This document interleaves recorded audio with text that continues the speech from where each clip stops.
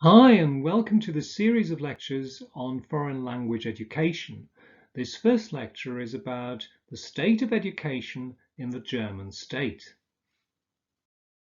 What does the wider education world in which language teachers operate look like? What are its priorities?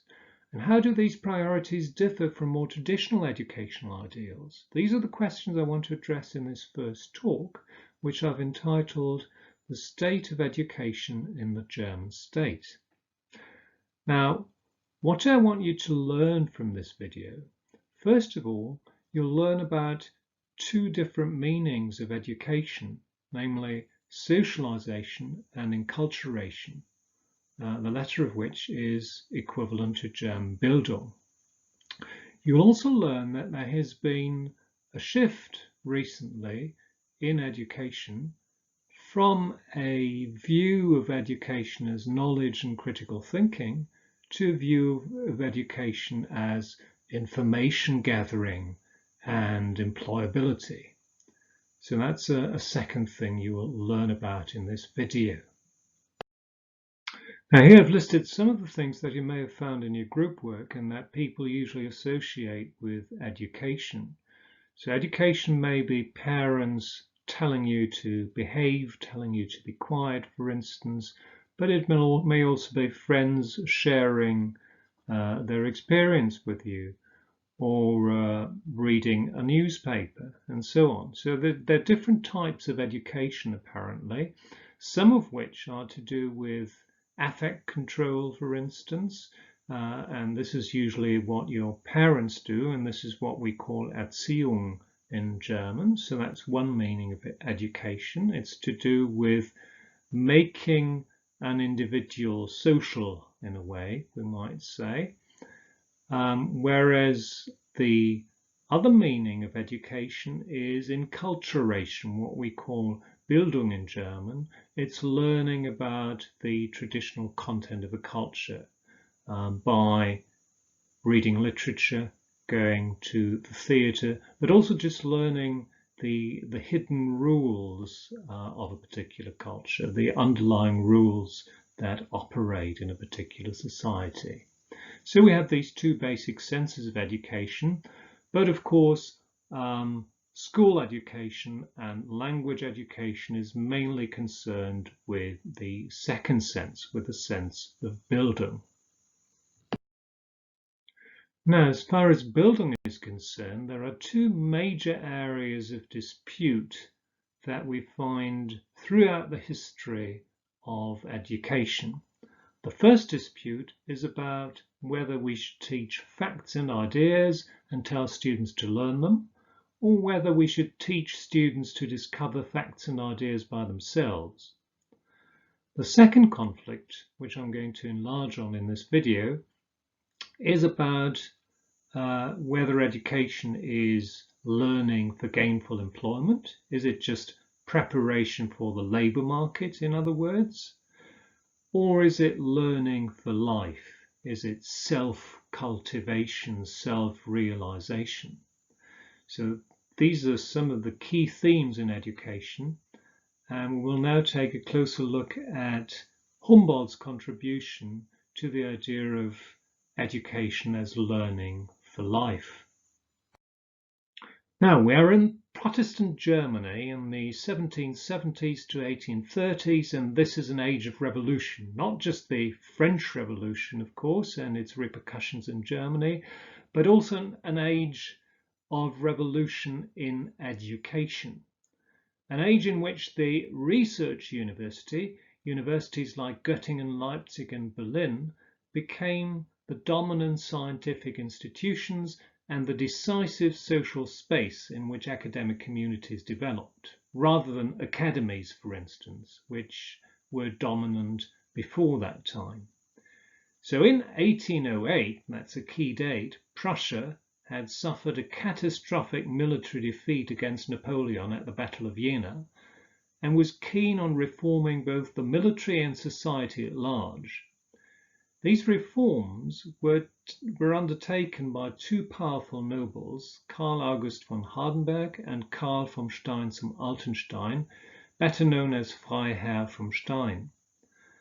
The most important of these reforms were the freeing of serfs, Leibeigene, the granting of a limited form of citizenship to Jews, certain economic reforms, and a rethinking of the bureaucracy, and this is where Humboldt came in.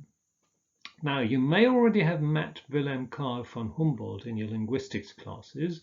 Apart from being an educational reformer, he was also a renowned language scholar, philosopher, and diplomat. And you may remember his dictum, man perceives the world essentially through the medium of language, which foreshadowed the modern development of ethnolinguistics. That is the study of the relationship between language and culture. And of course, he was also the brother of the even more famous naturalist and explorer, Alexander von Humboldt. So Humboldt reformed Prussian elementary secondary education by elevating the standards for teacher training and certification, and he generally helped to place Prussia at the forefront of educational progress. He was a student of Johann Friedrich Blumenbach, an anatomist and anthropologist, and was much taken with his concepts of Bildung and Bildungstrieb. He thought of Bildung as being partly a biological force, an aspect of the natural world, like gravity, and partly as a spiritual necessity. The word Bildung was coined in the 18th century by the Pietists, and its origins are often traced back to Martin Luther's use of Bild, meaning image, of course, in two seminal biblical verses, which you're probably familiar with. I'll quote just one of these verses. And God said, let us make man in our own image. Lass uns den Menschen nach unserem eigenen Bild schaffen, after our own likeness. So for the Pietists, Bildung had an exclusively religious sense, but it became a secular word during the reigns of Friedrich Wilhelm I and Friedrich the Great. It still retained the subjective ideal of personal perfection.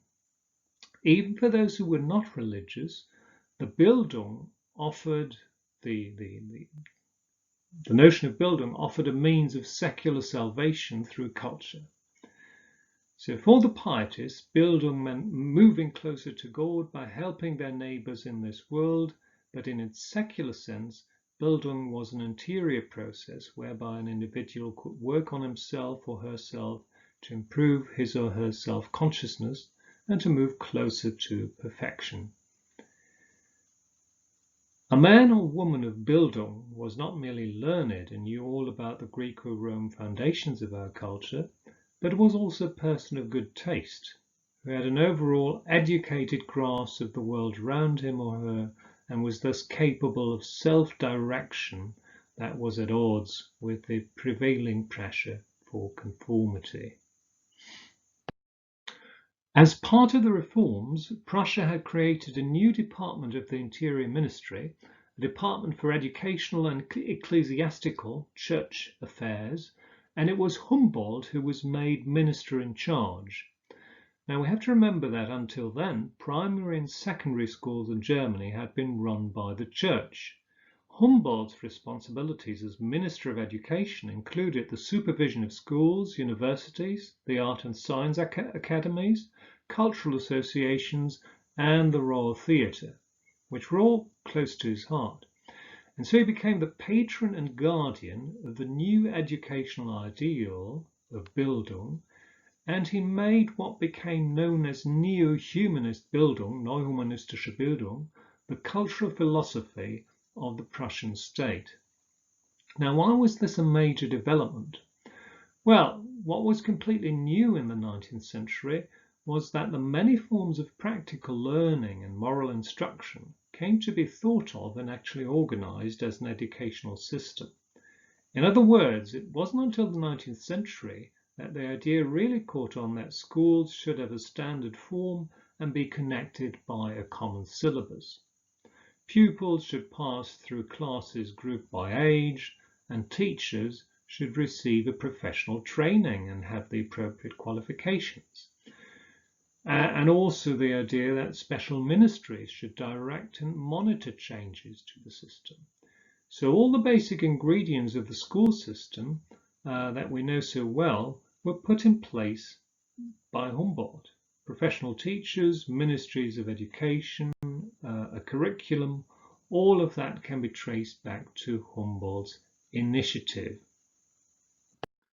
In practice, of course, it wasn't until the last quarter of the 19th century that European families became prepared to send their 7 to 12-year-old children to school, and it was from then on that mass literacy achieved a widespread in all of Europe. Germany was the leader in this effort. What this means is that quite rapidly the masses were becoming literate. Whereas before the 19th century, their communication was limited to what they heard or saw in their villages and towns, they now became members of a public that extended far beyond the narrow boundaries of their home. Now, here's a fun fact. How many people were able to read and write in Germany in 1910 compared to, say, Portugal? The answer is 100% in Germany, but only 25% in Portugal. Now, a crucial point to note is that even in those days, the elites, the aristocrats, reacted to mass literacy in contradictory ways. On the one hand, they realized that civilizing from above was a positive thing that spread modernity and promoted national integration. Of course, there were also economic concerns. They were worried about the nation losing its competitive edge because the workforce lacked basic education. On the other hand, there was mistrust, since the cultural emancipation of the masses opened up new possibilities for an attack on the existing order. And as far as gender is concerned, some people were even worried that immoderate reading could lead to an overheated erotic imagination among women. And this was, of course, a concern for guardians of morality, the famous Moralwächter. But at the end of the day, most of the elite would probably have subscribed to Humboldt's idea that, quote, people obviously cannot be good craft workers, merchants, soldiers, or businessmen unless, regardless of their occupation, they're good, upstanding, and according to their condition, well-informed human beings and citizens. So far we've looked at schools, but the culmination of Humboldt's reforms was his design of the Friedrich Wilhelms University of Berlin, which was founded in 1810 and which was later to be named after him, the Humboldt University, which you've certainly heard of. And this university became the flagship not only of the modern German university, but of universities all over the world, particularly in Britain and the United States. So this new university preserved a lot of rituals and symbols from its medieval past, but in essence, it was a revolutionary invention. Humboldt promoted Berlin's philosophical faculty over and above the more practical faculties of medicine, law, and theology. So he gave pride of place to philology, philosophy proper, and the natural sciences. He even subordinated the natural sciences to the humanities within the philosophical faculty, because he feared that the former would otherwise slide into mindless empiricism. By offering large salaries, he quickly attracted a lot of brilliant young scholars across many disciplines, people like the idealist philosophers Fichte, Hegel, and Schleiermacher. Quite importantly, this new university offered scholars opportunities to do research without having to ask themselves about the potential practical uses of such research. Until very recently, this remained the ideal of the university: state-funded research, free of immediate utility pressures, and having the necessary equipment, laboratories, libraries, external research stations, etc.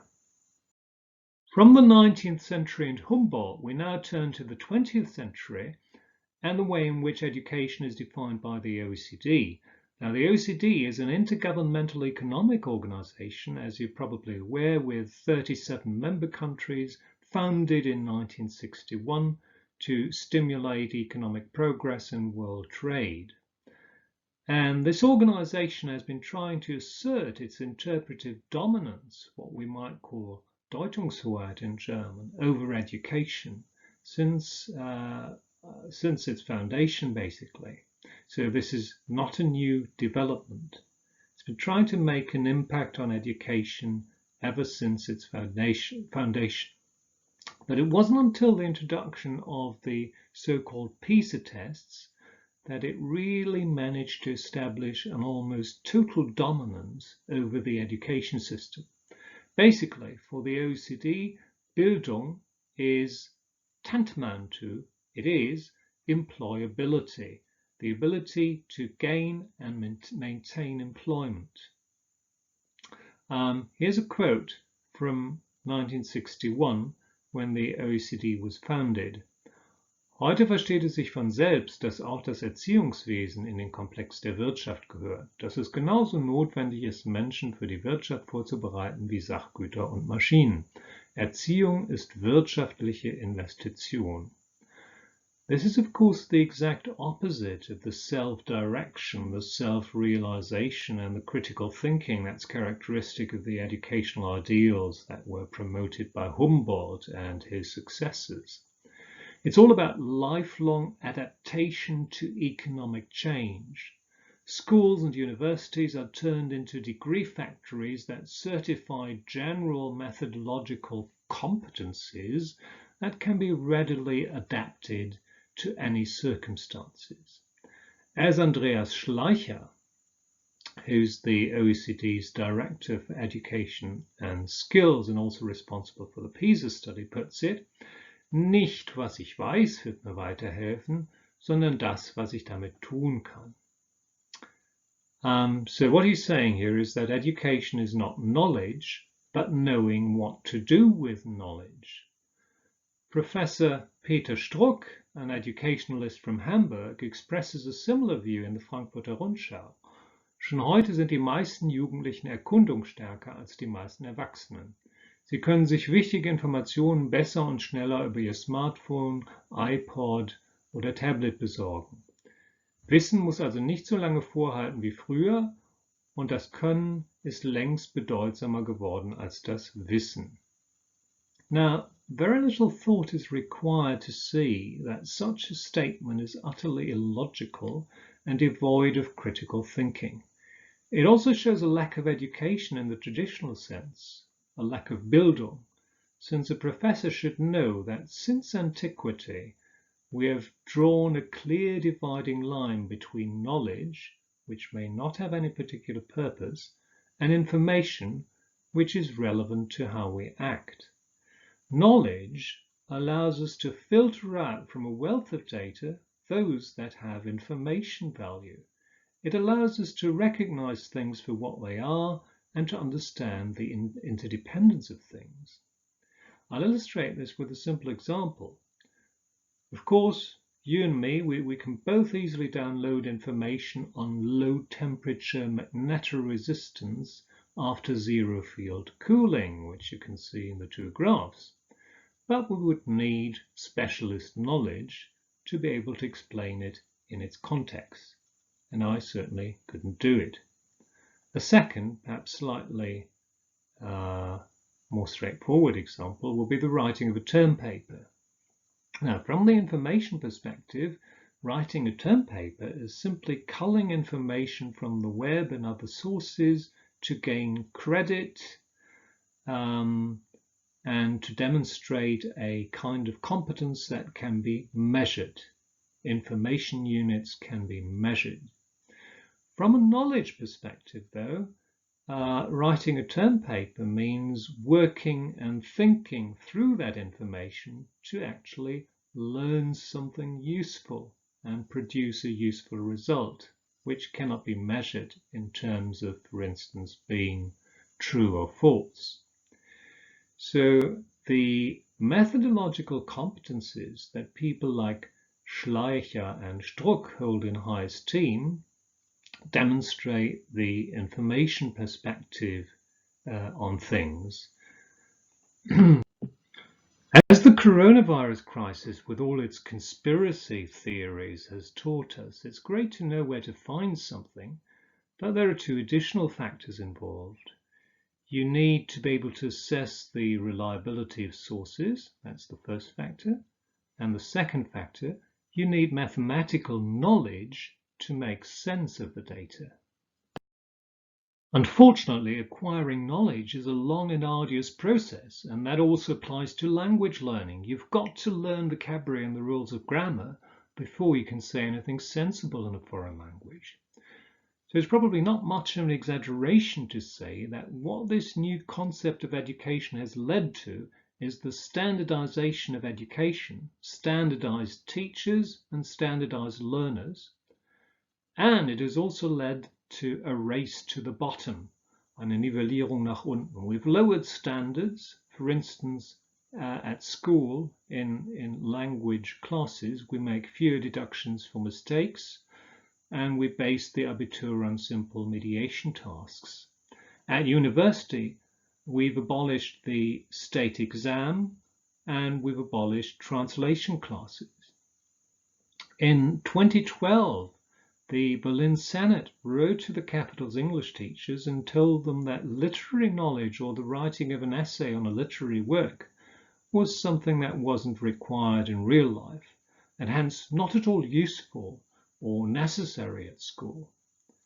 Now, as we've seen, the problem with this kind of utilitarian thinking is that if the only reason for learning foreign languages is to meet simple communicative needs in tourism or business, there's a danger that learning foreign languages will become completely superfluous because we've apps for just that now. To make matters worse, it would mean that we no longer have experts who could tell us something about the culture of, say, France, Britain, or China from first-hand knowledge. Now, here's a little writing assignment for you to do until next time. You can do either of the following two tasks. Write a 5-paragraph essay discussing the above statements. If you don't know what a 5-paragraph essay is, look it up on the internet. And please hand in your essay 2 days ahead of the next session so I can have a look at it. Second possibility, watch the video Language Learning in the 1950s on my channel Geisteswissenschaften für alle and write a short newspaper-style article on differences between education and more specifically language education in the 1950s and today.